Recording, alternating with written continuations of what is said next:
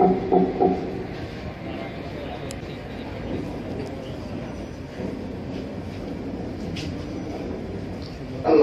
لله نحمده ونستعينه ونستغفره ونؤمن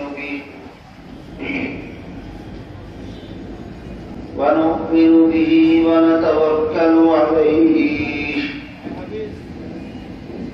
ونعوذ بالله من شرور أنفسنا ومن سيئات أعمالنا من يهده الله فلا مضل له ومن يضلله فلا هادي له ونشهد أن لا إله إلا الله وحده لا شريك له ونشهد أن سيدنا ونبينا ومولانا محمدا عبده ورسوله صلى الله تعالى عليه وعلى آله وأصحابه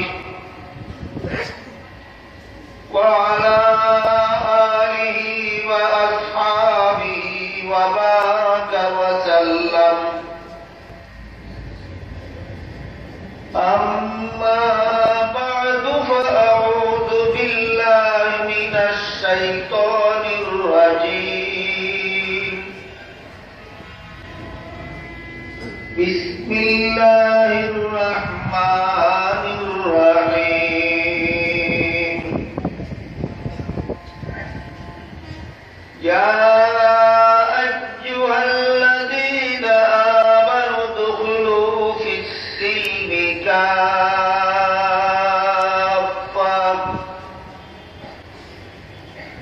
ولا تتبعوا خطوات الشيطان إنه لكم عدو مبين. وقال رسول الله صلى الله عليه وسلم: لا يؤمن أحدكم حتى يكون هواه تبعا لما جئت به، أو كما قال عليه الصلاة والسلام.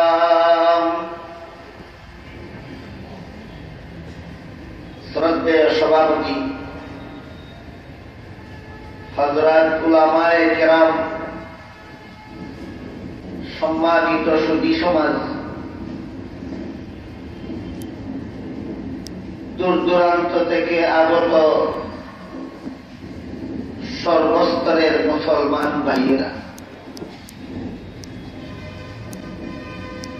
আমি আশা করি মুসলমান হিসাবে আপনারা সবাই জানেন যে আল্লাহ পাক রব্বুল আলামিন দুনিয়াবাসী মানুষের হেদায়েতের জন্য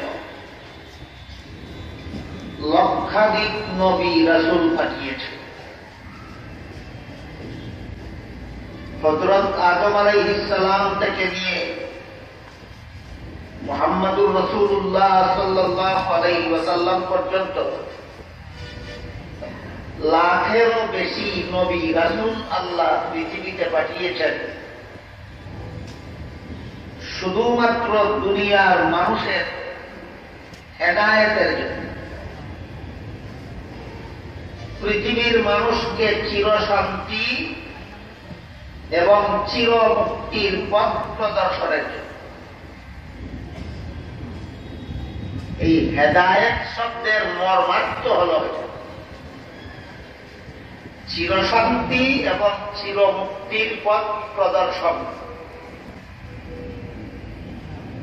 এটাকে ইসলামের পরিভাষায় বলে হেদায়েত।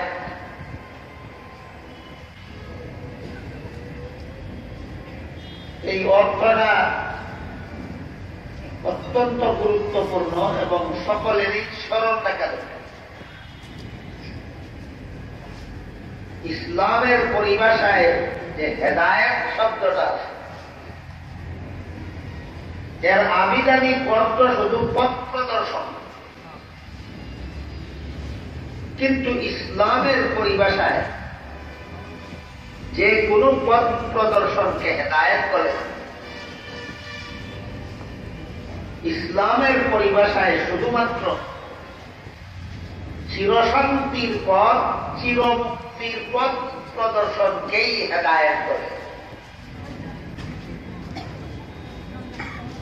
বুঝে থাকলে একটু দয়া করে বলুন তো, ক্ষণস্থায়ী শান্তি আর মুক্তির পথ প্রদর্শনকে হেদায়েত বলে? চিরস্থায়ী শান্তি, চিরস্থায়ী মুক্তি পথ প্রদর্শনকে ইসলামের পরিভাষায় হেদায়েত করা। এই হেদায়েতের জন্য আল্লাহ সমস্ত নবী রাসূল পাঠিয়েছেন। হযরত আদম আলাইহিস সালাম থেকে নিয়ে মুহাম্মদুর রাসূলুল্লাহ সাল্লাল্লাহু আলাইহি ওয়াসাল্লাম পর্যন্ত লক্ষাধিক নবী রাসূল আল্লাহ দুনিয়াতে পাঠিয়েছেন শুধুমাত্র দুনিয়াবাসী মানুষকে হেদায়েত করার জন্য, চিরশান্তির পথ দেখাবার জন্য, চিরমুক্তির পথ দেখাবার। তাদের মধ্যে সর্বপ্রথম নবী হলেন হযরত আদম আলাইহিস সালাম, আর সর্বশেষ নবী হলেন মুহাম্মদুর রাসূলুল্লাহ। আমার মনে হয় এই কথাগুলি জানে না এমন কোন মুসলমান সমাজে হতে পারে। সমস্ত মুসলমানদের এই মৌলিক কথাগুলি জানা থাকার কথা, যে দুনিয়ার মানুষের হেদায়েতের জন্য আল্লাহ নবী রাসূল পাঠিয়েছেন। তাদের মধ্যে প্রথম নবী ছিলেন আদম আলাইহিস সালাম এবং শেষ নবী হলেন মুহাম্মদুর রাসূলুল্লাহ সাল্লাল্লাহু আলাইহি ওয়াসাল্লাম। শেষ নবীও দুনিয়ার থেকে বিদায় হয়ে গেছে। এখন শুধু দুনিয়াটা ধ্বংস হওয়ার বাকি, কিয়ামত হওয়ার বাকি। কিয়ামতের আগে আল্লাহ দুনিয়াবাসী মানুষের হেদায়েতের জন্য আর কাউকে নবী বানাবেন না। তাহলে এই অন্তর্বর্তীকালীন সময়টা মুহাম্মদুর রাসূলুল্লাহ বিদায়ের পর থেকে কিয়ামতের পূর্ব পর্যন্ত, এই সময়টাতে দুনিয়াবাসী মানুষের হেদায়েতের দায়িত্ব পালন করবে কে? এ মর্মে হাদিস শরীফে রাসূল করিম সাল্লাল্লাহু আলাইহি ওয়াসাল্লাম বলেন, ওয়া আন্নাল উলামাআ ওয়ারাসাতুল আম্বিয়া। আলেমগণ নবী রাসূলগণের উত্তরাধিকারী। শেষ নবীর বিদায়ের পর থেকে কিয়ামত পর্যন্ত দুনিয়াবাসী মানুষকে চিরশান্তির পথ, চিরমুক্তির পথ দেখাবার জন্য আল্লাহ আর কাউকে নবী বানাবেন না। শেষ নবীর উম্মতের আলেমগণ নবীগণের সেই মহান দায়িত্ব পালন করে যাবে। এজন্য আলেমগণকে ওয়ারাসাতুল আম্বিয়া বলা হয়। এজন্য আলেমগণকে নায়েবে নবী বলা হয়, নবীগণের উত্তরাধিকারী বলা হয়, নবীগণের খলিফা বলা হয়, নবীগণের স্থলাভিষিক্ত বলা হয়। এই জন্যই এই উম্মতের সর্বশ্রেষ্ঠ মুফাসসিরে কুরআন রাসূল করিম সাল্লাল্লাহু আলাইহি ওয়াসাল্লামের আপন চাচাতো ভাই হযরত আব্দুল্লাহ ইবনে আব্বাস রাদিয়াল্লাহু আনহুমা বলেন, যারা আলেম নন তাদের জন্য, যারা আলেম তাদেরকে নবীগণের মতোই সম্মান করতে হবে। যারা আলেম নন তারা আলেমগণকে নবীগণের মতোই সম্মান করতে হবে। কেন? আমরা যারা নবীকে পাইনি দুনিয়াতে, আমরা নবীর দ্বীনের যাই কিছু শিখে থাকি, কলেমা কালাম, ওযু, গোসল, নামাজ, রোজা, পাক না পাক, ইবাদত বন্দেগী যাই কিছু শিখে থাকি, কোন নবীর কাছে শিখেছি না একমাত্র আলেমগণের কাছে? এইগুলি আমাদের শিক্ষা দেওয়া নবীর দায়িত্ব ছিল। নবী না থাকায় নবীর দায়িত্ব পালন করে দিয়েছেন আলেমগণ। এই জন্য রাসূলের চাচাতো ভাই আব্দুল্লাহ ইবনে আব্বাস এই উম্মতের সর্বশ্রেষ্ঠ মুফাসসিরে কুরআন, তিনি বলেন যারা আলেম নয় তাদের জন্য আলেমগণকে নবীগণের মতোই সম্মান করতে হবে। কেন? আলেমগণ আমাদেরকে নবীগণের দায়িত্ব পালন করে দিয়েছে।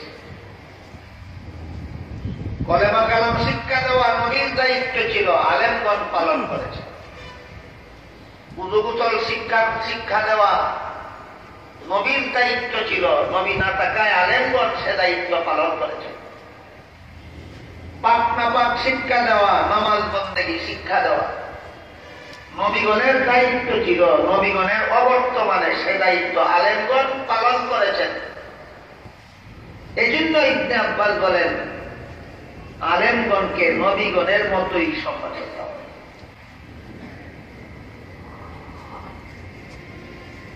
আবার হাদিস শরীফে রাসূল কারীম সাল্লাল্লাহু আলাইহি ওয়াসাল্লাম বলেন আলেম দুই প্রকারের হয়ে থাকে। একদল আলেমকে হক্কানি উলামায়ে কেরাম বলা হয়, আরেকদল আলেমকে উলামায়ে সু বলা হয়। সু শব্দের অর্থ দুষ্ট, আর হক্কানি শব্দের অর্থ সঠিক। একদল আলেম আছে দুষ্ট, আর একদল আলেম আছে সঠিক।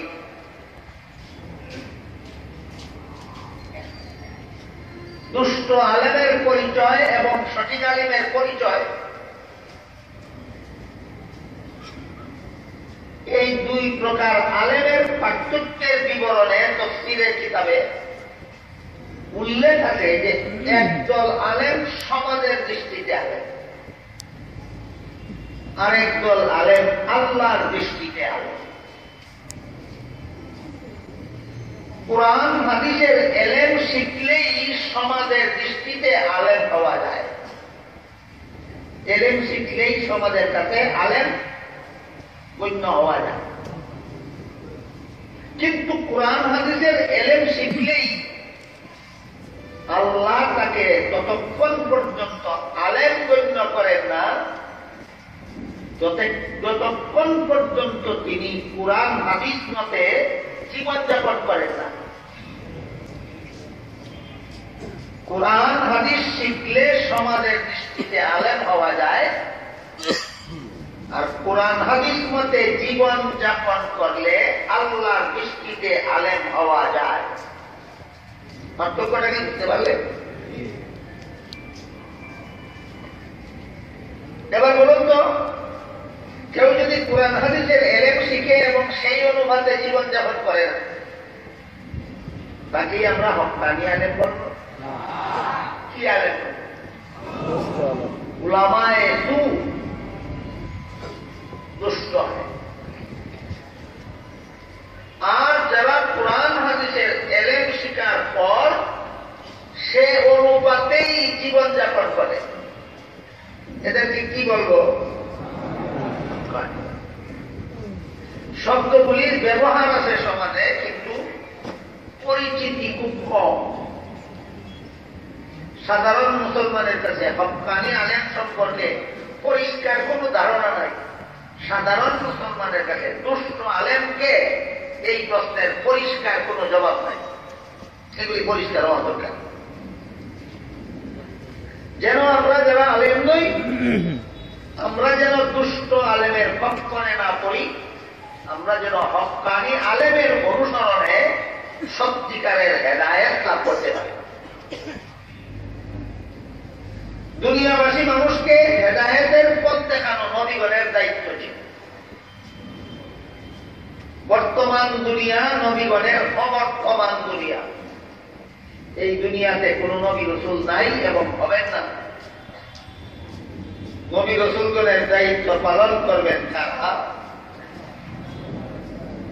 যেমন পরিষ্কার হয়ে গেল, নবী রসুলগণের দায়িত্ব পালন করবেন হক্কানি উলামায়ে কেরাম।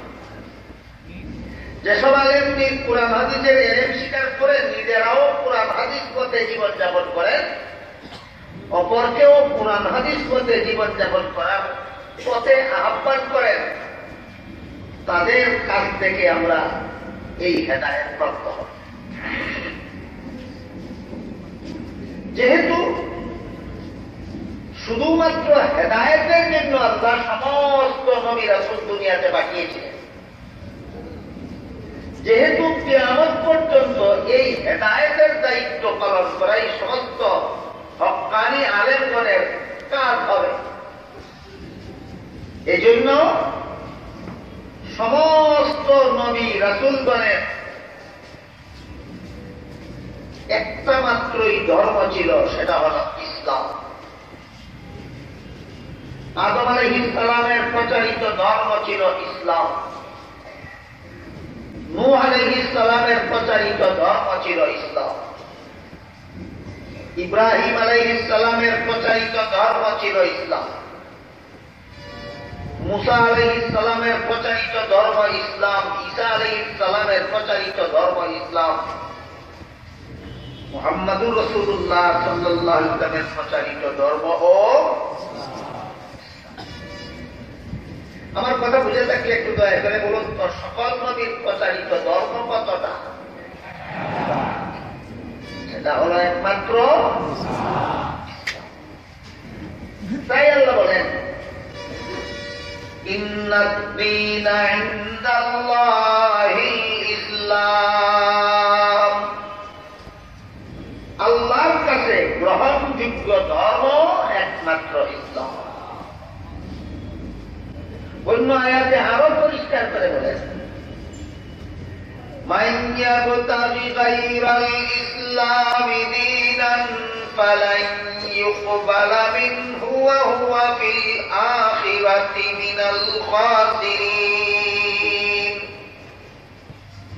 ইসলাম ছাড়া ভিন্ন কোন ধর্ম যদি কেউ পালন করে,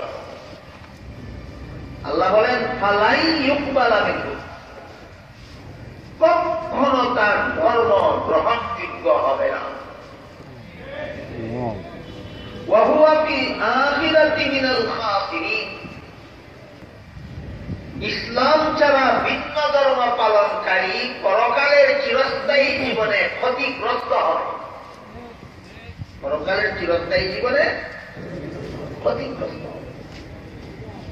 পরকালীন জীবনের ক্ষতিগ্রস্ততা কাকে বলে?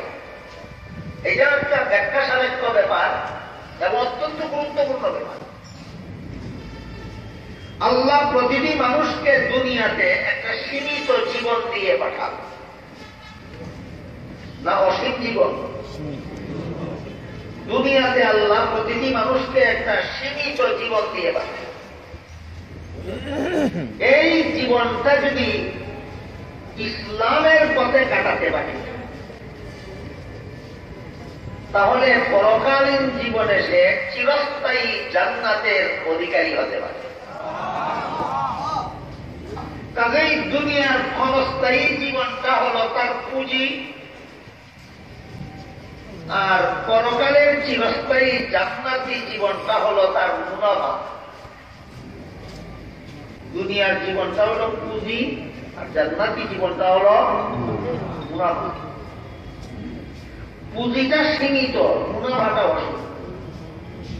পুঁজিটা সীমিত, মুনাফাটা। জান্নাতি জীবন সীমিত না অসীম? দুনিয়ার জীবন অসীম না সীমিত? তাইলে এখানে পুঁজি বড় না মুনাফা বড়? মুনাফা বড়। পুঁজিটা সীমিত একটা জীবনের নাম পুঁজি, আর অসীম সুখ শান্তিময় জান্নাতি জীবনটা হলো এই জীবনের মুনাফা, যদি সীমিত জীবনটা ইসলামের পথে প্রতিবাহিত করতে পারে। এইটাকে মুফাসসিরিনে কেরামের ভাষায় লাভের জীবন বলা হয়েছে। পুঁজি গেল সীমিত, মুনাফা পাইল অসীম। পক্ষান্তরে যাদের পুঁজিও গেল, মুনাফাও পাইল। দুনিয়ার জীবন ফুরাইল মানে পুঁজি গেল, পরকালের চিরস্থায়ী জীবনে জান্নাত পাইল না মানে মুনাফা পাইল। পুঁজিও গেল, মুনাফাও পাইল। তার জীবন, তার লাভের জীবন না ক্ষতিগ্রস্ত জীবন? এই হইল পরকালীন জীবনের ক্ষতিগ্রস্ত হওয়ার ব্যাখ্যা। তোমার পুঁজিও গেল, মুনাফাও পাইল। দুনিয়ার জীবনও পুরাইল, জান্নাত কখনো জান্নাত পাবে না। এদেরকেই কোরআনের ভাষায় ক্ষতিগ্রস্ত বলা হয়। এখন বুঝবেন সেই আয়াতের মর্মটা পরিষ্কার হবে। আল্লাহ من يبتغ غير الإسلام دينا فلن يقبل منه وهو في الآخرة من الخاسرين। ইসলাম ছাড়া ভিন্ন ধর্ম যারা পালন করবে কখনো তাদের ধর্ম গ্রহণযোগ্য হবে না, বরং ভিন্ন ধর্ম পালনকারী, ইসলাম ছাড়া অন্য কোন ধর্ম পালনকারী পরকালে ক্ষতিগ্রস্ত হবে। এবার বলুন তো ক্ষতিগ্রস্ত হবে মানে কি? চিরস্থায়ী জাহান্নাম, চিরস্থায়ী জাহান্নাম। পুঁজিও গেল,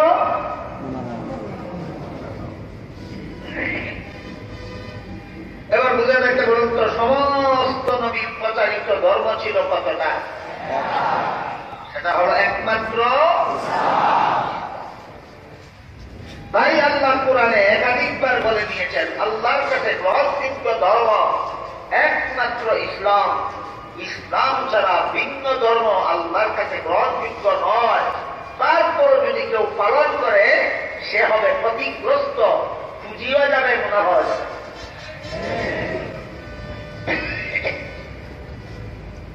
হ্যাঁ, ইসলামের বিভিন্ন বিধান বিভিন্ন সময়ে বিভিন্ন অবস্থার প্রেক্ষিতে বিভিন্ন জনের জন্য বিভিন্ন রকমের হয়, সেটা বিধান। পূর্বেকার নবীগণের ইসলাম ধর্মে কিছু বিধান ছিল তাদের যুগের উপযোগী, মুহাম্মদুর রাসূলুল্লাহর যুগে অনুপযোগী। এজন্য আল্লাহ ওই সমস্ত স্থানকাল পাত্রভেদে যে সমস্ত বিধান পরিবর্তনীয় সে সমস্ত বিধান রহিত করে নূতন বিধান দিয়েছে, সেটা ভিন্ন কথা। কিন্তু ধর্ম ছিল সকল নবীর এক। মুহাম্মদুর রাসূলুল্লাহর ইসলামে অস্থানকাল পাত্রভেদে বিভিন্ন জনের জন্য বিভিন্ন বিধান হয়। যেমন এক হাদিসে আল্লাহ রাসূল বলেন, যে সমস্ত লোকেরা শরীয়ত সম্মত কারণ ছাড়া মসজিদে যায় না 5 বেলার নামাজ জমাতে করার জন্য, রাসূল বলেন আমার মন চায় তাদের ঘর আগুন দিয়ে জ্বালিয়ে দিই, কিন্তু নারী এবং শিশুদের কারণে এদের ঘরে আমি আগুন দিচ্ছি না। এদের ঘর আগুন দিয়ে জ্বালিয়ে দিলে নারীরা বিপদগ্রস্ত হবে, শিশুরা বিপদগ্রস্ত হবে। নারী এবং শিশুদের এই বিবেচ্য বিষয়টা না হলে যারা শরীয়ত সম্মত কারণ ছাড়া একা একা ঘরে নামাজ পড়ে, আমার রাসূল বলেন আমার মন চায় এদের ঘর আগুন দিয়ে জ্বালিয়ে।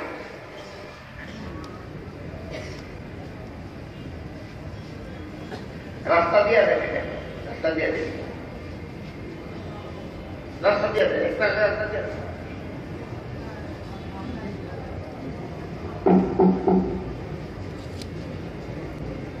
হাদিসের দ্বারা কি বললেন?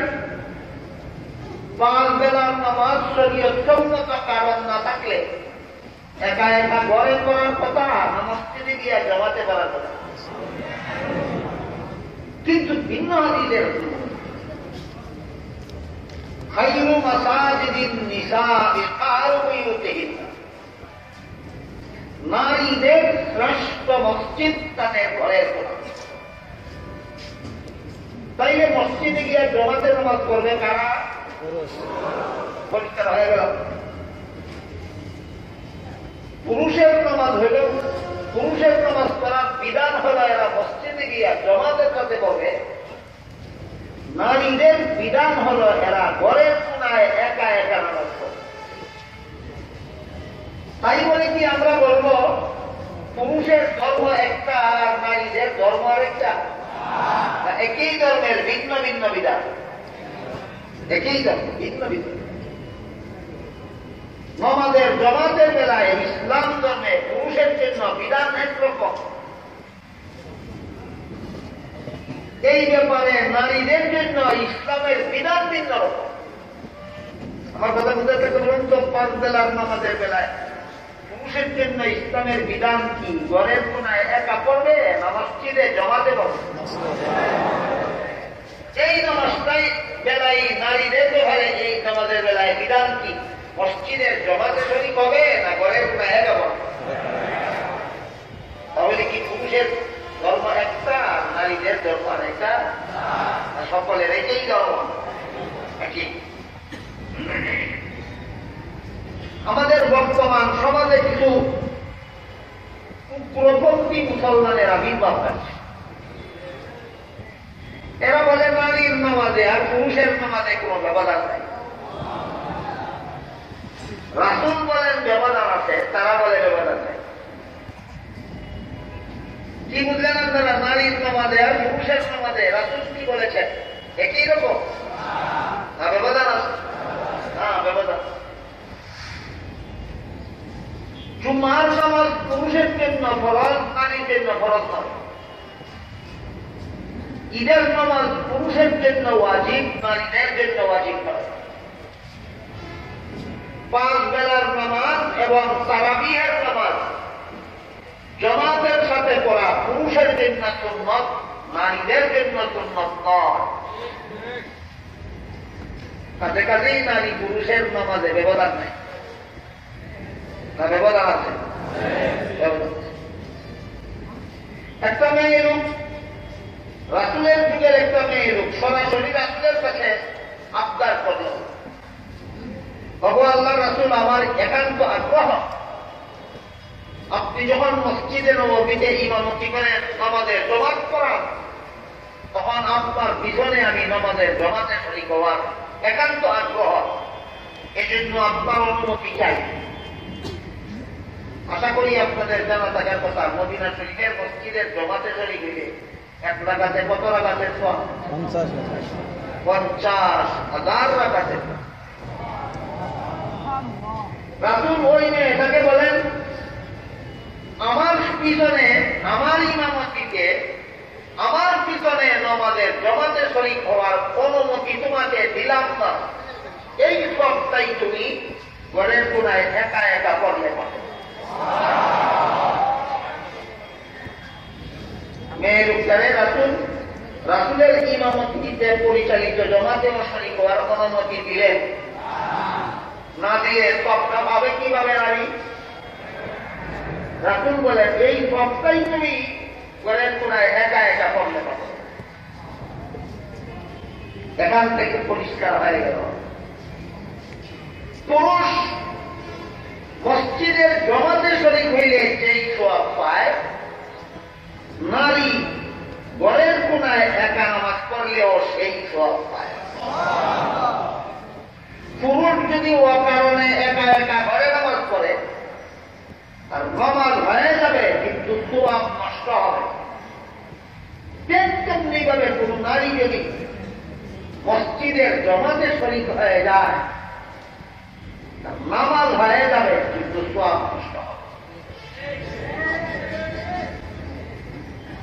বুঝে থাকলে বলুন তো, পুরুষের নামাজের পরিপূর্ণ সওয়াব কোথায়? নারীর নামাজের পরিপূর্ণ সওয়াব কোথায়? পুরুষ যদি একা একা ঘরের কোনায় করে সওয়াব নষ্ট, নারী যদি মসজিদের জমাতে শরীক করে সওয়াব।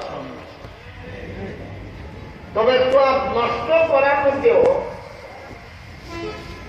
কিছু পার্থিব কিছু লাভ ক্ষতির সম্পর্ক আছে।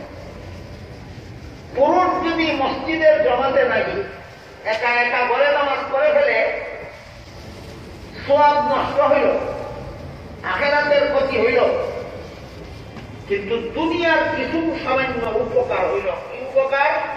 মসজিদে আসা যাওয়ার সময় বাঁচল, মসজিদে আসা যাওয়ার শ্রম বাঁচল, গাড়ি নিয়ে মসজিদে যেতে হলে মসজিদে আসা যাওয়ার তেল খরচ বাঁচল। ক্ষতি হলো আখিরাতের, লাভ হলো, উপকার হলো দুনিয়ার। পক্ষান্তরে মেয়ে যদি মসজিদে নামাজের জমাতে শরীক হতে যায়, সওয়াবও নষ্ট হইল, সময়ও নষ্ট হইল, পয়সাও নষ্ট হইল। এটাকেই বাংলায় বলে আমও গেল, সালাও গেল। কি গেল? পুরুষ যদি একা একা ঘরের কোনায় নামাজ করে, আম গেল কিন্তু সালা হইল, তেলের পয়সা বাঁচল যে সালা, আর জমাতের তো হইল। পুরুষ যদি জমাতে শরীক না হইয়া একা একা ঘরে নামাজ করে, আমও গেল, সালাও গেল, না শুধু আম গেল, সালা হইল। নারী যদি মসজিদের জমাতে শরীক হয়, আমও গেল, সালাও গেল। এই জন্য আল্লাহ রাসূল নারীদেরকে নাকিসাতুল আকল বলেছেন, বুকা জাতি, বুকা। পয়সা খরচ খরচ কেন সওয়াব নষ্ট করা? পুরুষ তো সওয়াব নষ্ট করে দিল, পয়সা খরচ করে না। পুরুষ পয়সা বাঁচাইয়া সওয়াব নষ্ট করে, আর নারী পয়সা খরচ করে সওয়াব নষ্ট করে। পুরুষের সওয়াব নষ্ট করলো ঘরে একা নামাজ পড়ে, পয়সা খরচ করে, পয়সা বাঁচাইয়া। নারী যে জমাতে শরীক হইল, সওয়াব নষ্ট করলো পয়সা বাঁচাইয়া না পয়সা খরচ করে। এবার বলেন বুকা দুই দলের মধ্যে বুকা পুরুষ না বুকা নারী? এই জন্য হাদিস শরীফে আল্লাহ রাসূল নারীদেরকে বুকা জাতি বলেছেন, নাকিসাতুল আকল। যাই হোক, যে আনুষঙ্গিক কথা বলা, আমাদের সমাজে বর্তমানে হাতে বুকে পাওয়া যায় এমন কিছু উগ্রপন্থী মুসলমান। এরা বলে নারীর নামাজে আর পুরুষের নামাজে কোনো ব্যবধান নাই। পুরুষ যেভাবে মসজিদের জমাতে শরীক হতে হবে, নারীদেরকেও মসজিদের জমাতে শরীক হতে হবে। আসতেছে রমজান মাস, এদের পক্ষরে কইয়া অনেক নামাজি, মুসল্লি, পর্দাবিহীন মেয়ে লোকেরা রেডি হইতেছে তারাবির জমাতে শরীক করে। আমাদের তো সালাও দেখো, আম সালাটা সালা উপায়টা বিসর্জন দেওয়ার জন্য বর্তমান সমাজের কিছু বুদ্ধিমতী মহিলা তৈরি হইতেছে। বুকা বুকা সামনে আমার গেল। এই সমস্ত চরমপন্থীদের ভোগ করে আপনাদের মা বোনদেরকে পড়তে দেবেন না। এই চরমপন্থীদের সহজ পরিচিতি হইল এরা লামাযহাবী। চরমপন্থীদের সহজ পরিচয় এই লামাযহাবীরা কত বড় বিবেক সম্পন্ন, এর একটা উদাহরণ দিচ্ছিল। কোন কোন হাদিসের দ্বারা মাগরিবের নামাজে, এশার নামাজে, ফজরের নামাজে ইমাম যখন সূরাতুল ফাতিহা পড়ে শেষ করেন, তখন মুক্তাদিদের আমিন বলা সুন্নাহ। মুক্তাদিদের আমিন বলা, এই আমিন মুক্তাদিরা আসতে বলবে না জুড়ে বলবে, এই ব্যাপারে হাদিস কোন রকমের উভয় প্রকারে। কোন হাদিসের দ্বারা আমিন জুড়ে বলা প্রমাণিত হয়, কোন হাদিসের দ্বারা আমিন আসতে বলা প্রমাণিত হয়। উভয়টা হাদিস একসাথে পালন করা যাবে? এই লামাযহাবীরা বলে আমরা মাযহাব মানি না, আমরা হাদিস মানি। বাবার কথা হইলে তুই হাদিস একসাথে মেনে দেখাও। সব হাদিস মানা যায় নাকি একসাথে? তুমি হাদিস মানবা কি হবে? মাযহাব না মানা ভণ্ডত্ব। হাদিস মানার কোন পথ নাই। মাযহাব শব্দের অর্থই পথ। কিসের পথ? কুরআন হাদিস সঠিকভাবে মানার পথ। এটা আপনাদের মনে রাখা দরকার। মাযহাব শব্দের অর্থই পথ। কিসের পথ? কুরআন হাদিস সঠিকভাবে মানার পথ।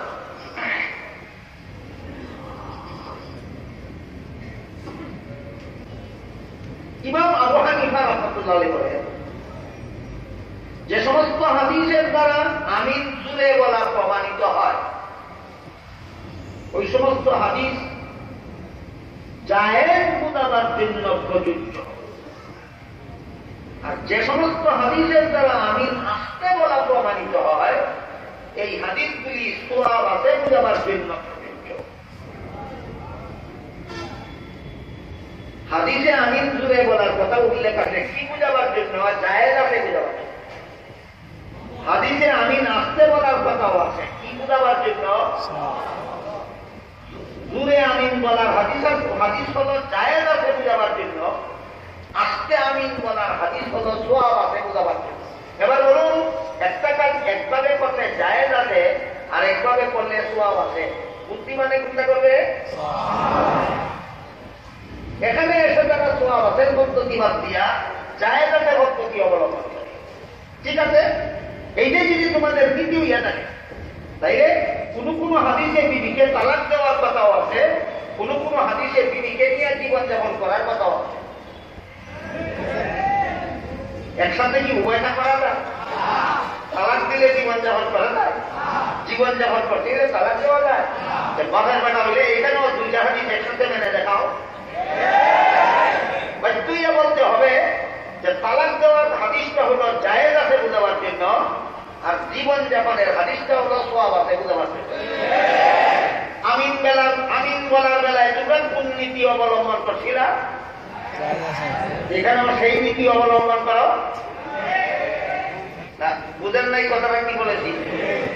আমিনের বেলায় যেই নীতি এখানেও সেই নীতি অবলম্বন করো, আর না হয় এখানে যেই নীতি মসজিদে গিয়ে আমিন বলার বেলায়ও সেই নীতি অবলম্বন করো। এক জায়গায় একরকম নীতি আর এক জায়গায় আর এক রকম নীতি কেন? এটা হলো বোকামির লক্ষণ।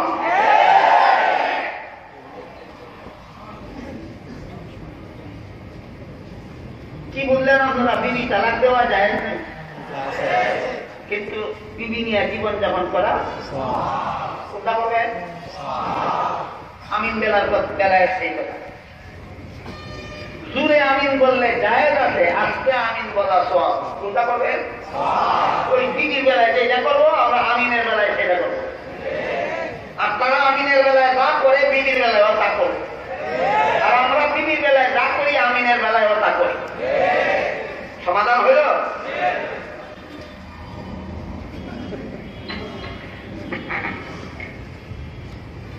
যে সমস্ত মসজিদে হানাফি এই সিদ্ধান্ত মতো মুসল্লিরা নামাজ পড়ে, সেখানে 2-3টা লোক হঠাৎ একদিন আসে, মাগরিবের নামাজে, এশার নামাজে, ফজরের নামাজে ইমাম যখন সূরাতুল ফাতিহা পড়ে শেষ করেন, চিৎকার দিয়া আমিন বলে।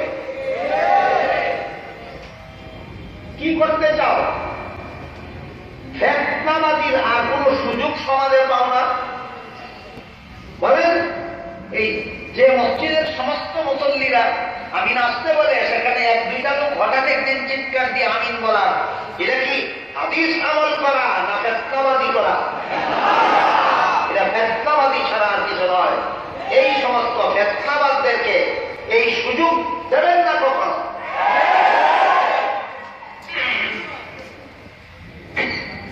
কথায় কথায় অনেক দিনে চলে গেলাম, এই আমার অভিজ্ঞতা ছিল। আমি বলতেছিলাম যে সকল নবীর প্রচারিত ধর্ম এক, ইসলাম, কিন্তু স্থান কাল পাত্র ভেদে বিভিন্ন বিধিবিধানে ব্যবধান আছে। এর উদাহরণ, পুরুষের জন্য বিধান হল মসজিদে গিয়ে জমাতে নামাজ পড়বে, নারীর জন্য বিধান হল ঘরের কোনায় একা একা পড়বে। বিধান ভিন্ন হওয়ার কারণে ধর্ম ভিন্ন হয়ে গেল? একই ধর্ম রয়েছে, একই ধর্ম। এই ইসলাম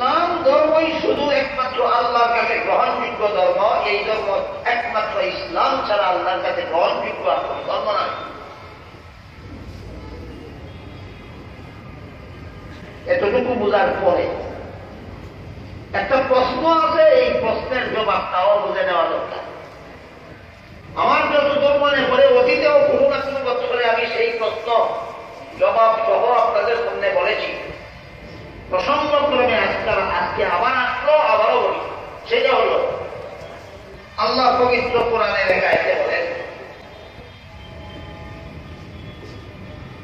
লা ইকরাহা ফিদ্দীন। এর অর্থ হল ধর্মের বেলায় বল প্রয়োগ চলবে না। মর্ম হল যে ইসলাম ধর্ম গ্রহণ করেনি তাকে ইসলাম ধর্ম গ্রহণ করতে বাধ্য করা যাবে না। একজন ইহুদি ধর্ম পালন করে জন্মগতভাবে, তাকে ইহুদি ধর্ম পালনের পূর্ণ স্বাধীনতা দিতে হবে। একজন খ্রিস্ট ধর্ম পালন করে জন্মগতভাবে, তাকে জীবনভর খ্রিস্ট ধর্ম পালনের অধিকার দিতে হবে। একজন বৌদ্ধ ধর্মে জন্মগ্রহণকারী, তাকে বৌদ্ধ ধর্ম পালনের স্বাধীনতা দিতে হবে। একজন মূর্তি পূজার ধর্মে জন্মগ্রহণ করেছে, জন্মগতভাবেই সে মূর্তি পূজারী, তাকে জীবনভর মূর্তি পূজার স্বাধীনতা দিতে হবে। সমস্ত ধর্মাবলম্বীদেরকে আল্লাহ কি আয়াতের মাধ্যমে আপন আপন ধর্ম পালনের স্বাধীনতা দিলেন কিনা? দিলেন। তাহলে এবার প্রশ্ন জাগে কিনা, ইসলাম ছাড়া আর কোন ধর্ম পালন করলে যদি ক্ষতিগ্রস্ত হয়, মানে আপনি ক্ষতিগ্রস্ত কাকে বলে? ইসলাম ছাড়া আর কোন ধর্ম পালন করলে যদি পরকালীন জীবনে ক্ষতিগ্রস্ত হয়, তাহলে এই সমস্ত জাহান্নামে যাওয়ার মতো ধর্ম পালনের স্বাধীনতা দেব কেন? কেন হিন্দুদেরকে ইসলাম গ্রহণ করতে বাধ্য করতে পারবো না? কেন বৌদ্ধদেরকে ইসলাম গ্রহণে বাধ্য করতে পারবো না? কেন ইহুদিদের ইসলাম গ্রহণে বাধ্য করতে পারবো না? কেন খ্রিস্টানদের ইসলাম গ্রহণে বাধ্য করতে পারবো না? কেন? এই প্রশ্ন জাগে কিনা? জানি। অতীতেও আমি উদাহরণ সহ আপনাদের জবাব দিয়েছি, আর কেউ সেই উদাহরণটা উল্লেখ। যে কোন শিক্ষা প্রতিষ্ঠানের ছাত্রদের শিক্ষা দান করার পর যখন তার পরীক্ষা নেওয়ার জন্য পরীক্ষার হলে বসানো হয়, প্রশ্নপত্র হাতে পেয়ে সমস্ত পরীক্ষার্থী ছাত্ররাই কি প্রশ্নের সঠিক জবাব লেখে? না অনেকে ভুলও লেখে। ভুল লেখার দ্বারা পাস করবে না ফেল করবে। তারপরও যত পরীক্ষার্থী ছাত্র পরীক্ষার হলে ভুল লেখে, সবাইকেই লেখার পূর্ণ সুযোগ সুবিধা এবং স্বাধীনতা দেওয়া হয় কিনা? যে লেখার দ্বারা নিশ্চিত ফেল করবে এমন লেখার স্বাধীনতা দিল কেন? আর স্বাধীনতাই যদি দিল তাহলে ফেল করবে কেন? এই প্রশ্নের যেই জবাব, ইসলাম ছাড়া যে কোনো ধর্ম পালন করলে চিরকালের জন্য জাহান্নামে যাবে এমন ধর্ম পালনের স্বাধীনতা আল্লাহ কোরআনে দিল কেন? আর স্বাধীনতাই যদি দিল তাহলে গ্রহণযোগ্য হবে না কেন? এই প্রশ্নের সেই জবাব। এবার বলুন তো, পরীক্ষার হলে ছাত্রদেরকে ভুল লেখার স্বাধীনতা দেওয়া হয় গ্রহণযোগ্যতার কারণে না নিয়ম রক্ষার জন্য? যে শুধু একটা নিয়ম রক্ষার জন্য যত ভুল লেখা তোমাকে বাধা দেওয়া হবে, কিন্তু এই বাধা না দেওয়ার অর্থ এই নয় যে তুমি পাস করবা, তুমি পুরার দিন পাইবা যে পাইবাই। এই স্বাধীনতা ভাইয়া যদি কোনো ছাত্র ইচ্ছা মতো ভুল লেখে, এক্সামিনারও তার ইচ্ছা মতো পুরার দিন দেবে। ঠিক তেমনিভাবে দুনিয়াতে ধর্মীয় স্বাধীনতা পেয়ে যদি কোনো মানুষ ইসলাম ছাড়া আর কোন ধর্ম ইচ্ছা মতো পালন করে, আল্লাহ পরকালে তাকে ইচ্ছা মতো জাহান্নামে দিবে। পরীক্ষার হলে তারা ইচ্ছা মতো ভুল লেখে, এক্সামিনার তারা অনিচ্ছায় পুরার দিন দেবে, ইচ্ছা মতো। ঠিক দুনিয়াতে যারা ইসলাম তারা ভিন্ন ধর্ম ইচ্ছা মতো পালন করে, আল্লাহ তাদেরকে ভুলবশত জাহান্নামে দেবে না, ইচ্ছা মতো জাহান্নামে দেবে।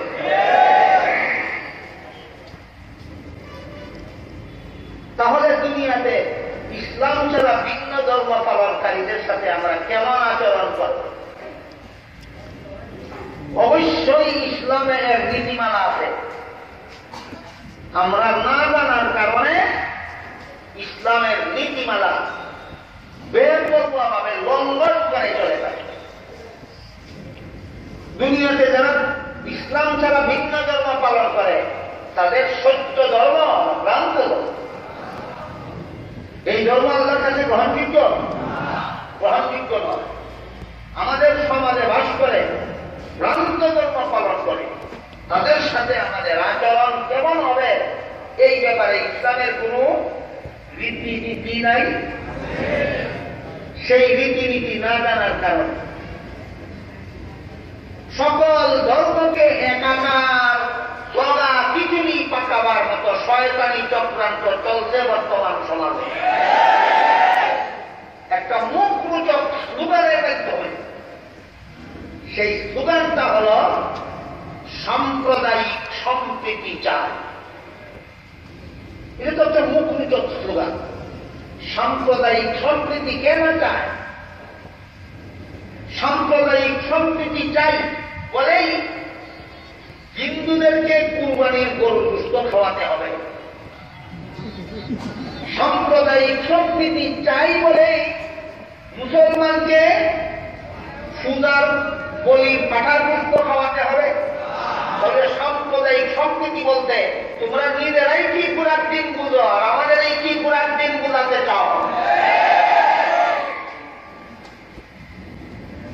যারা সাম্প্রদায়িক সম্প্রীতি জিকির যারা বলে এরা নিজেরাই জানে না সাম্প্রদায়িক সম্প্রীতি কাকে বলে। সাম্প্রদায়িক সম্প্রীতির বিধান আমাদের পরীক্ষার হল থেকে শিখে আসতে হবে। আমিও পরীক্ষার হলের একজন পরীক্ষার্থী ছাত্র, আপনিও পরীক্ষার হলের একজন পরীক্ষার্থী ছাত্র। ইতিহাসের প্রশ্নে প্রশ্ন করা হল বাংলাদেশ কত সালে স্বাধীনতা লাভ করেছে। আমি লিখলাম 1971 সালে, আপনি লিখতেছেন 1981 সালে। কথার কথা আমি লিখলাম 1971 সালে, আপনি লিখতেছেন 1981 সালে। এখানেই আপনার বিরুদ্ধে আমার ঝগড়া শুরু হওয়া দরকার। পরীক্ষার হলের ভিতরে আপনার বিরুদ্ধে ঝগড়া শুরু হওয়া দরকার না আমার নীরব থাকা দরকার? আপনাকে ইচ্ছা মতো লিখতে দেওয়া দরকার। এইটার নাম ওই সাম্প্রদায়িক সম্প্রীতি। ইসলাম ছাড়া আর কোন ধর্ম আল্লাহর কাছে গ্রহণযোগ্য নয়। আমি সেই ধর্মের অনুযায়ী মুসলমান। যারা ভিন্ন ধর্ম পালন করে তারা পরীক্ষার হলে ভুল লেখে। আমি বাধাও দেব না, ঝগড়াও করবো না, অসৎ ব্যবহারও করবো না। তার সাথে সামাজিক যাবতীয় শিষ্টাচার বজায় রাখবো। যেমন ধরে পরীক্ষার হলে আমার সাথে যে ছাত্রটা প্রশ্নের জবাব ভুল লেখে তাকে লিখতে বাধা দেব না, তার সাথে দুর্ব্যবহার করবো না, তার সাথে সৎ ব্যবহার বজায় রাখবো। ঠিক তেমনি ভাবে আমার সমাজে যারা বাণিজ্য ধর্ম পালন করে এদের ধর্ম পালনে বাধা দেব না, দুর্ব্যবহার করবো না, সৎ ব্যবহার বজায় রাখবো। এর নাম সাম্প্রদায়িক সম্প্রীতি। আমার ধর্ম তাকে পালন করতে বাধ্য করার নাম যেমন ভাবে সাম্প্রদায়িক সম্প্রীতি নয়, তার ধর্মের অংশ বিশেষ আমি গ্রহণ করার নাম সাম্প্রদায়িক সম্প্রীতি নয়, শয়তানি। আরেকটু পরিষ্কার ভাবে বোঝার জন্য বলি, মুসলমানেরা ঈদুল আজহায় গরু কুরবানি করে কিনা এর কিছু পুষ্ট খাওয়ার জন্য হিন্দুরাও আসে। যেহেতু আমরা সাম্প্রদায়িক সম্প্রীতি চাই, এজন্য সাম্প্রদায়িক সম্প্রীতির নামে কোন হিন্দু কি গরু কুরবানির পুষ্ট খেতে আসে? আসে না। তাহলে কি বলবেন এদের যে সাম্প্রদায়িক সম্প্রীতি নাই? এক ধর্মাবলম্বী অন্য ধর্মাবলম্বীদের অংশ বিশেষ গ্রহণ করার নাম সাম্প্রদায়িক সম্প্রীতি নয়। সবাইকে আপন আপন ধর্ম স্বতন্ত্রভাবে পালনের স্বাধীনতা দেওয়ার নাম সাম্প্রদায়িক সম্প্রীতি।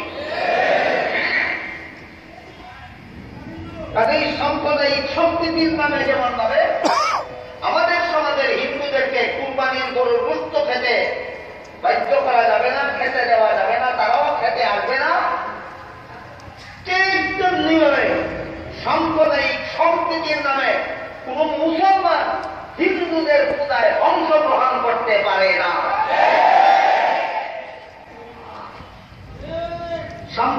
সম্প্রীতির নামে হিন্দু যদি মুসলমানের ঈদে অংশগ্রহণ করতে পারে না, তাহলে সাম্প্রদায়িক সম্প্রীতির নামে মুসলমান কোন হায়ায় কোন লজ্জায়, হায়া লজ্জা থাকলে এই মুসলমান সাম্প্রদায়িক সম্প্রীতির নামে হিন্দুদের পূজায় অংশগ্রহণ করতে পারে না। এটা কি উভয় পক্ষের সাম্প্রদায়িক সম্প্রীতি না একতরফা সাম্প্রদায়িক সম্প্রীতি? মুসলমানের কুরবানির গরুর গোশত খাওয়ার জন্য হিন্দু আসে না, কিন্তু হিন্দুদের পূজার মিঠাই খাওয়ার জন্য মুসলমান যায়। বেহায়া তারা না বেহায়া আমরা? এদের হায়া লজ্জা আছে, আমাদের হায়া লজ্জা না।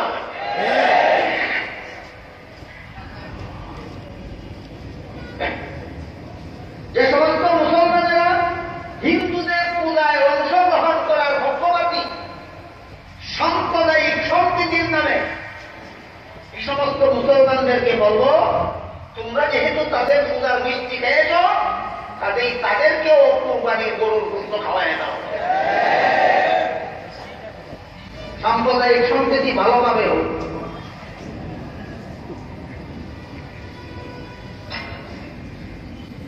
তাহলে লাগামহীন সাম্প্রদায়িক সম্প্রীতি না সীমারেখা আছে? সীমারেখা পরিষ্কার হওয়া দরকার। পরিষ্কার হলে যে পরীক্ষার্থী ছাত্রটা প্রশ্নের জবাব ভুল লেখে, তার লেখায় আমার বাধা দেওয়ার অধিকার নাই, সম্প্রীতি। তার সাথে আমার দুর্ব্যবহার করার অধিকার নাই, এইটা হল সম্প্রীতি। তার সাথে আমার সকল প্রকার সৎ ব্যবহার বজায় রাখতে হবে, এইটা হল সম্প্রীতি। নাকি তার ভুল লেখায় সমর্থন দিতে হবে? কি বলে? যে ছেলেটা লিখল বাংলাদেশ 1981 সালে স্বাধীনতা লাভ করেছিল, ওইটাকে আমার সমর্থন দিতে হবে? ওইটাকে সমর্থন দিলে আমার পরীক্ষাটাকে আমার পরীক্ষা পুরাটি হইয়া যায়।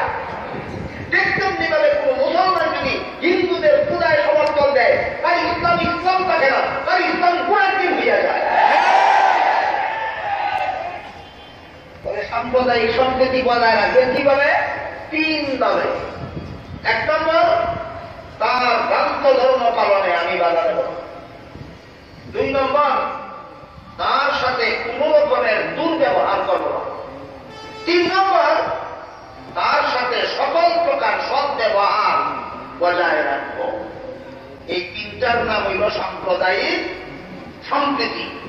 সাম্প্রদায়িক সম্প্রীতির নামে সঠিক জবাব লেখতেওয়ালা ভুল লেখাকে সমর্থন দিয়ে যেমন পরীক্ষাটাই দ্বন্দ্ব হইয়া যায়, তেমনিভাবে সাম্প্রদায়িক সম্প্রীতির নামে কোন মুসলমান কোন ভ্রান্ত ধর্মাবলম্বী ধর্ম পালনে অংশগ্রহণ করলে তার ইসলাম ধ্বংস হইয়া যায়।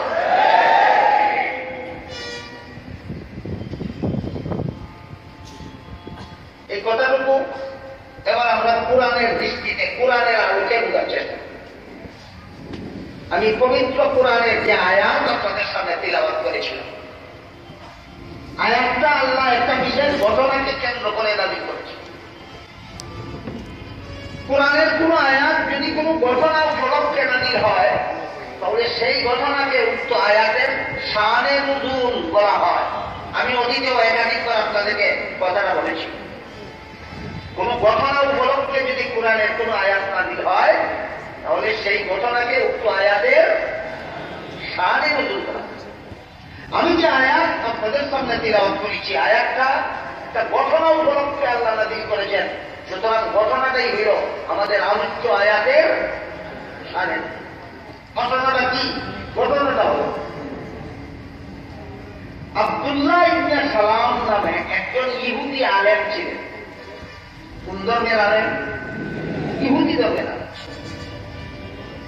তিনি ইসলামের সত্যতা বুঝতে পেরে স্বেচ্ছায় সজ্ঞানে ইসলাম গ্রহণ করেছেন। একজন সাধারণ মানুষ না ইহুদি ধর্মের আলেম? যেমন তেমন আলেম নয়, অত্যন্ত সুযোগ্য আলেম ছিলেন তিনি ইহুদি ধর্ম। তিনি ইসলামের সত্যতা বুঝতে পেরে ইসলাম গ্রহণ করার পর দেখলেন যে দুইটা বিষয়ে ইসলামের বিধানে এবং ইহুদি ধর্মের বিধানে একেবারে সমান সমান না হইলেও একটু সামঞ্জস্য রক্ষা করা যায়। দুইটা বিষয় এমন আছে, এই দুই বিষয়ে ইসলামের সাথে ইহুদি ধর্মের সাথে ইসলামের সামঞ্জস্য রক্ষা করার সুযোগ আছে। কোন দুইটা বিষয়? একটা বিষয় হল উটের গোশত খাওয়া, আরেকটা বিষয় হল শনিবারে মাছ শিকার করা। ইহুদি ধর্মে উটের গোশত খাওয়া নিষিদ্ধ। ইহুদি ধর্মে উটের গোশত খাওয়া নিষিদ্ধ, খাইলে গুনাহ হবে। ইসলাম ধর্মে উটের গোশত খাইলেও গুনাহ নাই, না খাইলেও গুনাহ নাই। যেহেতু ইসলাম ধর্মে উটের গোশত না খাইলেও গুনাহ নাই, তাই আব্দুল্লাহ ইবনে সালাম মানে ভাবলেন, আমি যদি উটের গোশত না খাই আমার ইসলামও বজায় রইল নাকি নষ্ট হইল? ইসলামও বজায় রইল, আর যে ইহুদি ধর্ম বর্জন করেছি তার সাথেও সামঞ্জস্য রক্ষা হইল। ইসলাম বিসর্জন দিয়া ইহুদি ধর্মের সাথে সামঞ্জস্য না বজায় রেখে ইসলামের বিধান বজায় রেখে ইহুদি ধর্মের সাথে সামঞ্জস্য রক্ষা করার জন্য তিনি উটের গোশত ইসলাম গ্রহণ করার পরও উটের গোশত খাচ্ছেন না। কিসের জন্য খাচ্ছেন না? ইসলামে উটের গোশত খাওয়া হারাম, না খাইলেও গুনাহ নাই। তাইলে না খাইলে ইসলামেও গুনাহ নাই, ইহুদি ধর্মের সাথেও সামঞ্জস্য রক্ষা হইল। এই একটা ব্যাপার। আরেকটা ব্যাপার, ইহুদি ধর্মের শনিবারে মাছ শিকার করা নিষিদ্ধ। শনিবারে মাছ শিকার করা নিষিদ্ধ। ইসলামের বিধানে শনিবারে মাছ শিকার করলেও গুনাহ নাই, না করলেও গুনাহ নাই। এখানেও তিনি ইসলামের এই বিধানটাকে ইহুদি ধর্মের সাথে সামঞ্জস্য রক্ষা করার চেষ্টা করলেন। আমি মুসলমান হওয়া সত্ত্বেও শনিবারে কখনো মাছ শিকার করব না, এতে আমার ইসলামও রক্ষা হইল, ইহুদি ধর্মের বিধানের সাথেও সামঞ্জস্য হইল। এই পদ্ধতি অবলম্বন করাকে কেন্দ্র করে আল্লাহ আয়াত নাযিল করে বলেন, ইয়া আইয়ুহাল্লাযীনা আমানু দুখুলু ফিস-সিলমি কাফা, হে ঈমানদারগণ তোমরা পরিপূর্ণভাবে মুসলমান হয়ে যাও। আল্লাহ ওয়ালা তাত্তাবিউ খুতুওয়াতিশ শাইতান, শয়তানের পদাঙ্ক অনুসরণ করবার বার্তা। এই আয়াতে আল্লাহ আব্দুল্লাহ ইবনে সালামের এই ইহুদি ধর্মের সাথে সাদৃশ্য রক্ষা করার প্রতিবাদ করে আল্লাহ আয়াত নাযিল করেছেন। তাই এখানে আল্লাহ আব্দুল্লাহ ইবনে সালাম যে ইহুদি ধর্মের সাথে ইসলামের সামঞ্জস্য রক্ষা করার চেষ্টা করেছিলেন, এই চেষ্টাটাকে আল্লাহ এখানে শয়তানের পদাঙ্ক অনুসরণ বলে আখ্যায়িত করেছেন। ইসলামের বিধান লঙ্ঘন করে ইহুদি ধর্মের সাথে সম্প্রীতি রক্ষা করতে গিয়েছিলেন, না ইসলামের বিধান পালন করার মাধ্যমে? ইসলামের বিধান পালন করার মাধ্যমেও যদি ভিন্ন ধর্মের সাথে সামঞ্জস্য রক্ষা করা শয়তানের পদাঙ্ক অনুসরণ হয়, তাহলে যে ইসলাম ভিন্ন ধর্মকে বাতিল ঘোষণা দিল, সেই ধর্মের পূজা অর্চনায় মুসলমান অংশগ্রহণ করলে এটার নাম সাম্প্রদায়িক সম্প্রীতি না ধর্মহীনতার শয়তানি?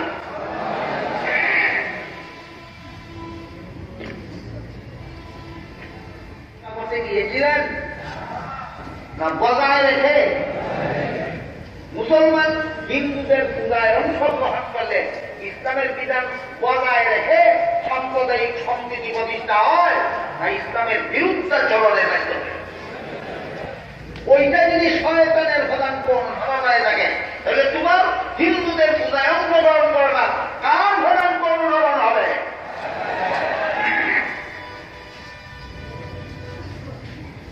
এ প্রসঙ্গে আমি একটা উদাহরণ দিয়ে আপনাদের আজকের মতো আমার কথাটা আলোচনাটা শেষ করতে চাই। সেটাও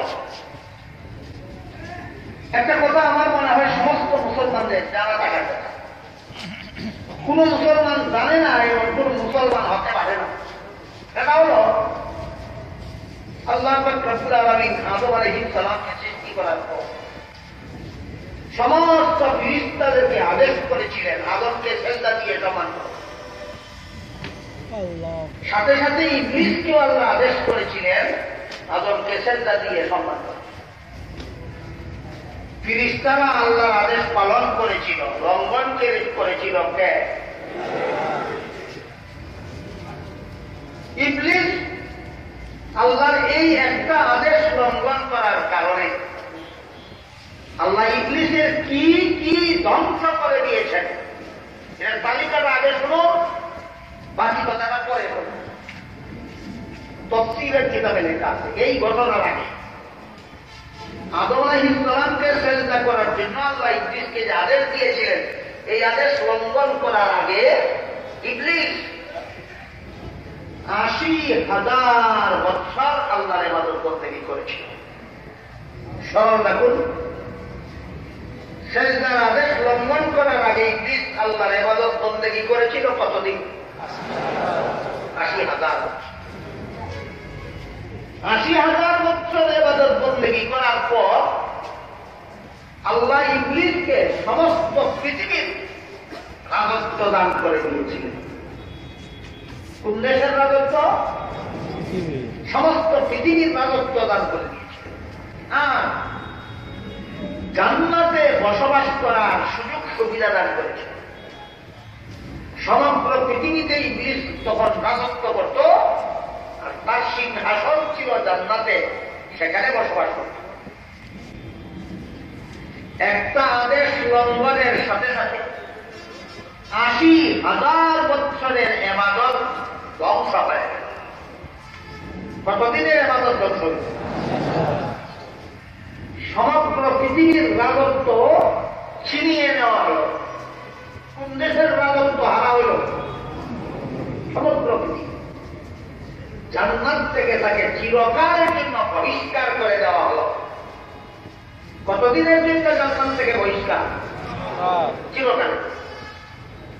ভবিষ্যতে তুমি চিরকাল আল্লাহর রহমত থেকে বঞ্চিত এবং বিতাড়িত থাকবে বলে ঘোষণা দেওয়া হল। এবার দেখুন ইবলিসের কতগুলি জিনিস ধ্বংস হইল। ৮০,০০০ বছরের বন্দেগী ধ্বংস হইল, পৃথিবীর রাজত্ব ধ্বংস হইল, জান্নাতে বসবাস করার সুযোগ সুবিধা ধ্বংস হইল, আর ভবিষ্যতে চিরকালের জন্য আল্লাহর রহমত থেকে বঞ্চিত হইল। কতগুলি আদেশ লঙ্ঘন করেছিল। এবার বলুন তো আমাদের বর্তমান সমাজের কোন মুসলমান জীবনে আল্লাহর কোন আদেশ লঙ্ঘন করে? একটা না অনেকগুলো। আপনার কিছুই ধ্বংস হয় না কেন? অত্যন্ত গুরুত্বপূর্ণ ব্যাপার। সমস্ত মুসলমানদের জন্য বিষয়টা জানা দরকার। ইবলিস সারা জীবনে মাত্র আল্লাহর একটা আদেশ লঙ্ঘন করেছিল, ইবলিসের এতগুলি ধ্বংস হইল। আমি জীবনে আল্লাহর কত ভুরি ভুরি আদেশ লঙ্ঘন করে চলেছি, আদেশ নিষেধ অমান্য করেই চলেছি। আমার জিন্দেগির বন্দেগী ধ্বংস হয় না, আমার জান্নাতের সুসংবাদ গ্রহীত হয় না। পার্থক্য কোথায়? ইবলিসের পক্ষ থেকে আল্লাহর আদেশ লঙ্ঘন করায় আর আমার পক্ষ থেকে আল্লাহর আদেশ লঙ্ঘন করায় যদি কোনো পার্থক্য না থাকে, তাহলে ইবলিসের যে পরিণতি আমাদের তার চেয়ে বহুগুণ বেশি পরিণতি হওয়ার কথা। অথচ ইবলিস এর যে পরিণতি হয়েছে একদিনের একটা আদেশ লঙ্ঘনের কারণে আমাদের সারা জীবন ভর কত রকমের হারাম কাজ করে থাকি, আমাদের সেই পরিণতি হয় না। এর কারণ হল আল্লাহর আদেশ নিষেধ তথা আল্লাহর বিধান লঙ্ঘনের পদ্ধতি হল দুইটা, অবস্থা হল দুইটা। একটা হল বিধান, আল্লাহর বিধান লঙ্ঘনকারী নিজেকে নিজে বিধান লঙ্ঘনের জন্য অপরাধী মনে করে, নিজেকে নিজে বিধান লঙ্ঘনের জন্য অপরাধী মনে। এটা হল আল্লাহর বিধান লঙ্ঘনের একটা অবস্থা। আরেকটা অবস্থা হইল আল্লাহর বিধান লঙ্ঘন করে তো করেই এর জন্য নিজেকে অপরাধী নয়, আল্লাহর বিধানটাকেই ভুল সাব্যস্ত করার আন্দোলন এবং নিজের লঙ্ঘন করাটাকেই সঠিক সাব্যস্ত করার আন্দোলন শুরু করে। ব্যবধান আছে? ব্যবধান নাই? ইবলিস একটা মাত্র চেষ্টা করে, কিন্তু তার চেষ্টা না করাটাকে অপরাধ মনে করেছিল না সঠিক বলে আল্লাহর সাথে জেরা করেছিল? চেষ্টা না করাটাই সঠিক, এই মর্মে সে আল্লাহর সাথে জেরা করেছিল। আর আমরা একদিন ফজরের নামাজ পড়লাম না, একদিন জোহরের নামাজ পড়লাম না, একদিন আসরের নামাজ পড়লাম না, একদিন মাগরিবের নামাজ পড়লাম না, একদিন এশার নামাজ পড়লাম না, আরেকজন 50 বছরের জীবনে একদিনও নামাজ পড়লাম না, কিন্তু এই জন্য নিজেকে নিজে আল্লাহর দরবারে অপরাধী মনে করি। এই অপরাধী মনে করার দাম কত? তুমি একদিন নামাজ না পড়ার কারণে, 1 বছর নামাজ না পড়ার কারণে, সারা জীবন নামাজ না পড়ার কারণে একটা নির্ধারিত সময়ের জন্য জাহান্নামে যাবে। আর সে একটা সেজদা না করার কারণে চিরকালের জন্য জাহান্নামে যাবে। আমি সারা জীবন নামাজ না পড়েও একটা নির্ধারিত সীমিত সময়ের জন্য জাহান্নামে যাব, আর সে একটা সেজদা না করার কারণে চিরকালের জন্য জাহান্নামে যাবে। বলুন, আমার জীবন বড় আল্লাহকে সেজদা না করার আর ইবলিসে একটা সেজদা না করার ব্যবধান কোথায়? আমার সারা জীবন বড় আল্লাহকে সেজদা না করার পিছনে আমি নিজেকে নিজে অপরাধী মনে করেছি, নিজেকে নিজে অপরাধী মনে করেছি। আর ইবলিস একটা সেজদা না করাকেই অপরাধ মনে করেনি, এই জন্য সে চিরস্থায়ী জাহান্নামী। আমি চিরস্থায়ী জাহান্নামী নই। এ মর্মেই এক হাদিসে হযরত রাসূল করিম সাল্লাল্লাহু আলাইহি ওয়াসাল্লাম মান ক্বালা লা ইলাহা ইল্লাল্লাহ দাখালাল জান্নাহ, যে ব্যক্তি লা ইলাহা ইল্লাল্লাহ স্বীকার করবে, একমাত্র আল্লাহ আমার মাবুদ, একমাত্র ইবাদত আল্লাহর করব, একমাত্র আল্লাহর বিধানকে সঠিক বলে বিশ্বাস করব, এই কথা যারা স্বীকার করবে আল্লাহ রাসূল বলেন তারা জান্নাতে যাবে। হযরত আবু যর রাদিয়াল্লাহু তাআলা আনহু নামের একজন সাহাবী, তিনি রাসূলকে প্রশ্ন করেন, ওয়াইন কানা ওয়াইন সারাকা, লা ইলাহা ইল্লাল্লাহর স্বীকৃতি দাতা, অর্থাৎ আল্লাহর বিধানে বিশ্বাসী লোকটা। আল্লাহর বিধানে বিশ্বাসী লোকটা আপনি যে বললেন যে আল্লাহর বিধানে বিশ্বাসী লোকটা জান্নাতে যাবে, লোকটা যদি চুর হয়, রাসূল বলেন চুর হইল, চুর হইল। আবু যর জিজ্ঞাসা করেন, রাসূল লোকটা যদি বদমাশ হয়, জিনাকার, ব্যভিচারী হয়, রাসূল বলেন বদমাশ, জিনাকার, ব্যভিচারী হইল সে জান্নাতে যাবে। আবু যরের কাছে কথা পুরো আশ্চর্য লাগলো। হ্যাঁ, আল্লাহর বিধানে বিশ্বাসী হইলে চুরও বেহেশতে যাবে, আল্লাহর বিধানে বিশ্বাসী হইলে বদমাশও বেহেশতে যাবে, ব্যাপার কি? আবু যর আবার জিজ্ঞেস করেন, ওয়াইন জানা ওয়াইন সারাকা, আল্লাহ রাসূল বলেন ওয়াইন জানা ওয়াইন সারাকা। আবু যর আবার জিজ্ঞেস করেন, ওয়াইন জানা ওয়াইন সারাকা, আল্লাহর বিধানে বিশ্বাসী লোকটা বদমাশ হলেও জান্নাতে যাবে, আল্লাহর বিধানে বিশ্বাসী লোকটা চুর হইলেও জান্নাতে যাবে। 3 বার বলার পরে আল্লাহ রাসূল বলেন, ওয়াইন জানা ওয়াইন সারাকা আলা রাসমি আনফি আবিদার, হে আবু যর, আল্লাহর বিধানে বিশ্বাসী চুর যদি জান্নাতে গেলে, আল্লাহর বিধানে বিশ্বাসী বদমাশ জান্নাতে গেলে, যদি তোমার নাকে মাটি লাগে, তুমি যদি বেইজ্জত হও, তবুও জান্নাতে যাবে। আল্লাহর বিধানে বিশ্বাসী লোকটা চুরিয়া জান্নাতে গেলে তোমার যদি ইজ্জত না থাকে, আল্লাহর বিধানে বিশ্বাসী লোকটা বদমাশ হওয়া সত্ত্বেও জান্নাতে গেলে তোমার যদি ইজ্জত নষ্ট হয়ে যায়, তোমার ইজ্জত গেলে যাক, কিন্তু এই লোকটা জান্নাতে যাবেই যাবে। ঘটনা কি? চুর কেন জান্নাতে যাবে, বদমাশ কেন জান্নাতে যাবে? আল্লাহ রাসূল বলেন আল্লাহর বিধানে বিশ্বাসী। আল্লাহর বিধানে ইবলিস কি কারণে একটা বিধান লঙ্ঘন করে চিরস্থায়ী জাহান্নামী হইল? আল্লাহর বিধানটা সঠিক বলে বিশ্বাস করতে পারে না। আল্লাহর বিধানকে সঠিক বলে বিশ্বাস করতে পারে না। এই কারণে যদি ইবলিস চিরকালের জন্য জাহান্নামী হতে পারে, বর্তমান সমাজে আপনাদের মধ্যে কে আছে ৮০,০০০ বছর ইবাদত করেছে? বর্তমান সমাজে নয়, আদম আলাইহিস সালামের পর থেকে কিয়ামত পর্যন্ত দুনিয়াতে এমন একটা মানুষ পাওয়া যাবে যে মানুষটা ৮০,০০০ বছর আল্লাহর ইবাদত করেছে।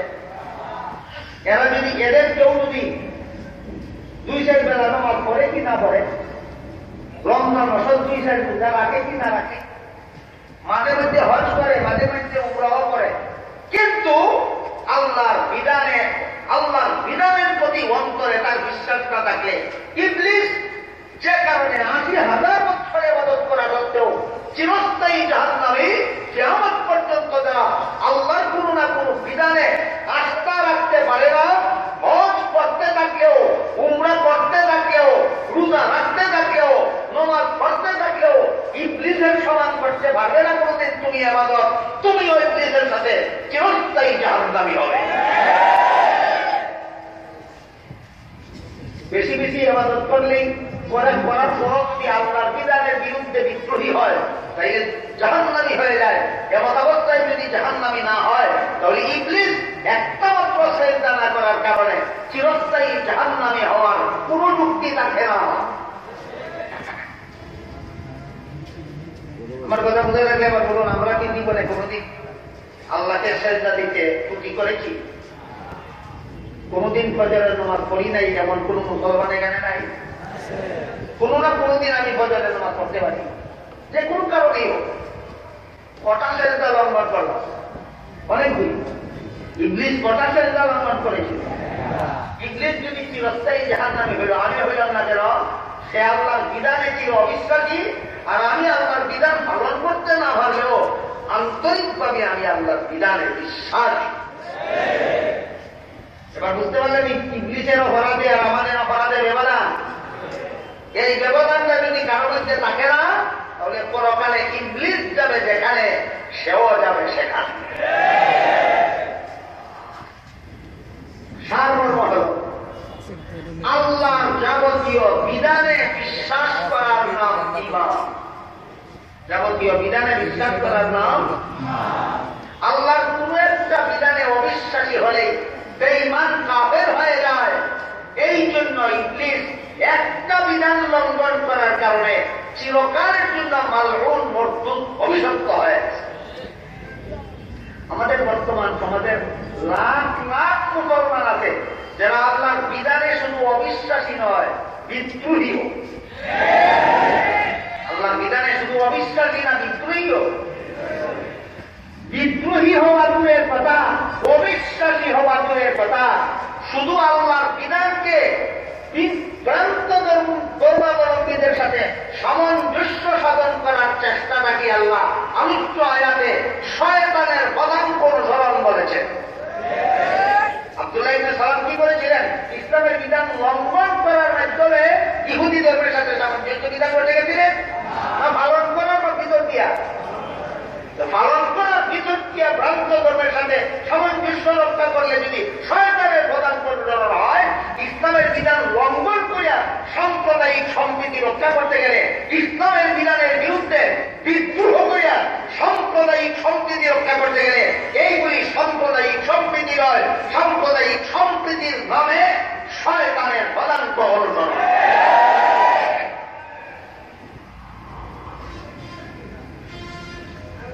বলুন তো ইসলামে সাম্প্রদায়িক সম্প্রীতি আছে কি নাই? লাগামহীন না সীমা রেখা? স্মরণ রাখবেন চিরকাল। ১ নম্বর সীমা রেখা হল আমি অন্য কোন ধর্মাবলম্বীদের ধর্ম পালনে বাধা দিবার অধিকার রাখি না। এর একটা সাম্প্রদায়িক সম্প্রীতি। তাকে স্বাধীনভাবে তার ধর্ম পালনের সুযোগ দেব সাম্প্রদায়িক সম্প্রীতির কারণে। তার সাথে কোন রকমের অসৎ ব্যবহার করব না সাম্প্রদায়িক সম্প্রীতির কারণে। তার সাথে আমার দুনিয়ার জীবনের সকল প্রকার শিষ্টাচার বজায় রেখে চলব সাম্প্রদায়িক সম্প্রীতির কারণে। কতটা কাজের মাধ্যমে ইসলামে সাম্প্রদায়িক সম্প্রীতি রক্ষা করতে হয়? 3টা। 1 নম্বর, ভ্রান্ত ধর্ম পালনে বাধা দেব না। 2 নম্বর, ভ্রান্ত ধর্মাবলম্বীদের সাথে খারাপ ব্যবহার করবো না। 3 নম্বর, ভ্রান্ত ধর্মাবলম্বীদের সাথেও যাবতীয় ভালো ব্যবহার বজায় রাখবো। কটা কাজের মাধ্যমে ইসলামের সাম্প্রদায়িক সম্প্রীতি? 3 কাজ লঙ্ঘন করিয়া তার সুদায় যদি মুসলমান সুদার মানব করে কি কি খাইতে যায়, ভুক দেবতা ভুক যদি মুসলমান খাইতে যায়, তার সুদার মিষ্টি যদি খাইতে যায়, এটার নাম সাম্প্রদায়িক সম্প্রীতি নয়, এটার নাম হইল দগা খিচুড়ি পাকানো। ইসলাম ধর্মে আর মূর্তি পূজার ধর্মে দগা খিচুড়ি পাকানোর নাম সাম্প্রদায়িক সম্প্রীতি নয়। এই 3 সীমা রেখা রক্ষার মাধ্যমে জীবনযাপন করার নাম সাম্প্রদায়িক সম্প্রীতি। তাই হাদিস শরীফে আল্লাহ রাসূল বলেন, লা ইউমিনু আহাদুকুম হাত্তা ইয়াকুনা হাওয়াহু তাবা'আন লিমা জিতু বিহি।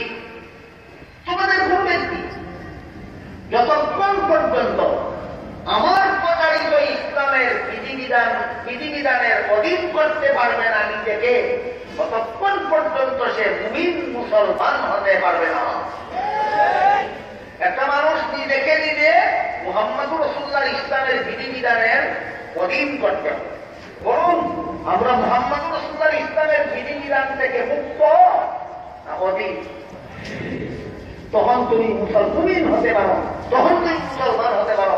যখন তুমি মনে করবা হিন্দুদের পূজায় যাবো কিনা যাবো না সেই ব্যাপারে আমি স্বাধীন, নামাজ পড়বো কিনা পড়বো না সেই ব্যাপারে আমি স্বাধীন, সুদ খাবো কিনা খাবো না সেই ব্যাপারে আমি স্বাধীন, নারীদের পর্দা করবো কিনা করবো না সেই ব্যাপারে আমি স্বাধীন, রাসূল বলেন তুমি মুমিন নও, তোমার মতো মুমিনের ইসলাম ধর্মের তাই না। তাই আল্লাহ বলেন, ইয়া আইয়ুহাল্লাযীনা আমানু দুখুলু ফিস-সিলমি কাফা, হে মুমিন মুসলমানেরা পরিপূর্ণ মুসলমান হয়ে যাও। বলুন, আল্লাহ কিছু বিধানে বিশ্বাসী হয়ে পরিপূর্ণ মুসলমান হব, আর সমস্ত বিধানে বিশ্বাসী হয়ে? আল্লাহ সমস্ত বিধানে বিশ্বাসী হয়ে আমাদেরকে পরিপূর্ণ মুমিন মুসলমানের অন্তর্ভুক্ত থাকার তৌফিক আল্লাহ দান করুন। সবাই বলুন আমিন। সুবহান রাব্বিকা রাব্বিল ইজ্জাতি আম্মা ইয়াসিফুন ওয়া সালামুন আলাল মুরসালিন ওয়ালহামদুলিল্লাহি রাব্বিল আলামিন। দোয়া করেন।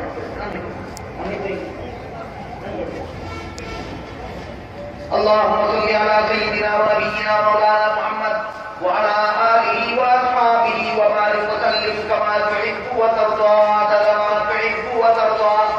الحمد لله الذي هدانا لهذا وما كنا لنهتدي لولا أن هدانا الله. ربنا ظلمنا أنفسنا وإن لم تغفر لنا وترحمنا لنكونن من الخاسرين. ربنا آتنا في الدنيا حسنة وفي الآخرة حسنة وقنا عذاب النار. ربنا لا تزغ قلوبنا بعد إذ هديتنا وهب لنا من لدنك رحمة إنك أنت الوهاب. আয় আল্লাহ পাক পরবর্তীকালে আলম এই মুবারক সম্মেলনকে কবুল আর মঞ্জুর করুন। ইয়া আল্লাহ, এখানে কোরআন হাদিস থেকে যা কিছু আলোচনা হলো আমাদেরকে সঠিকভাবে বুঝার এবং গ্রহণ করার, জীবনে আমল করার, পালন করার তৌফিক দান করুন। ইয়া আল্লাহ, এই সম্মেলনের উসিলায় আমাদের জিন্দেগানকে হেদায়েত করুন। ইয়া আল্লাহ, এই সম্মেলনের উসিলায় সমস্ত মুমিন মুসলমান জিন্দেগানকে নাজাত দান করুন। ইয়া আল্লাহ, আমার কাছে যারা যত রকমের দোয়া দরখাস্ত করেছেন প্রত্যেকের নেক দোয়াকে কবুল আর মঞ্জুর করুন। ইয়া আল্লাহ, যারা যত আশা নিয়ে হাত উঠাইলাম প্রত্যেকের নেক বাসনাকে কবুল আর মঞ্জুর করুন। ইয়া আল্লাহ, বিশেষ করে এর ব্যবস্থাপনা কমিটি ব্যবসায়ী ভাইদের দুনিয়া আখিরাতের ব্যবসায় বরকত দান করুন। ইয়া আল্লাহ, তাদের দুনিয়ার ব্যবসাকেও সফল করুন, আখিরাতের ব্যবসাকেও সফল করুন। ইয়া আল্লাহ, তাদেরকে আদর্শ ব্যবসায়ী হিসেবে কবুল করুন। তাদের অনুসরণে সমস্ত ব্যবসায়ীদেরকে আদর্শ ব্যবসায়ী হওয়ার তৌফিক দান করুন।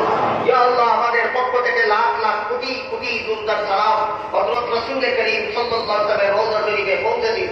ربنا تقبل منا انك انت السميع العليم وتب علينا انك انت التواب الرحيم وسبحان ربك رب العزة عما يصفون وسلام على المرسلين والحمد لله رب العالمين آمين برحمتك يا